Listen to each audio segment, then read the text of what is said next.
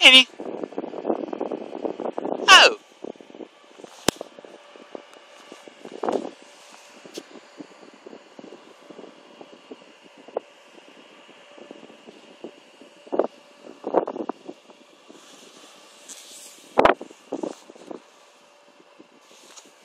Scusa, posso dedicarti questa scritta? Puoi parlare, Zac?